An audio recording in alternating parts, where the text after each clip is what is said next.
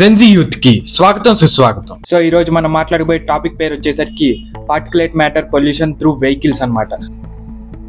Tire wear is actually the second largest contributor to microplastics in the environment.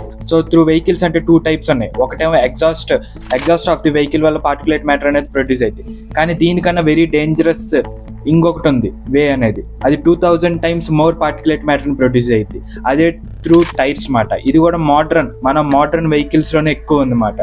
Exhaust కన్నా 2000 times more particulate matter అనేది through wear and tear of the tyres నుంచి produce అయింది. Tyres ఏంటి bro? Tyres అనేవి రబ్బరే కదా. మరి rubber అనేది ఏంటిది? కెమికల్స్ నుంచే కదా మేడ్ అయింది. పెట్రోలియం బై ప్రోడక్టే టైర్. సో ఈ టైర్స్ ఏంటంటే ఒక బ్యారియర్ లాగా యాక్ట్ చేస్తాయి మన వెహికల్కి కింద భూమికి. సో ఎప్పుడైతే ముందుకు వెళ్తుందో ఫిక్షన్ అనేది ప్రొడ్యూస్ అయింది. ఫిక్షన్ అనేది ప్రొడ్యూస్ అవడం వల్ల వేర్ అండ్ టైర్ అయింది. ఈ వేర్ అండ్ టైర్ వల్ల పార్టికులేట్ మ్యాటర్ అనేది బై ప్రోడక్ట్గా వచ్చింది. సో ఈ wear and tyre new tyres వాడుతున్నప్పుడేమో 73 milligrams per kilometer అనేది ప్రొడ్యూస్ అయింది బై న్యూ టైర్స్ మాట.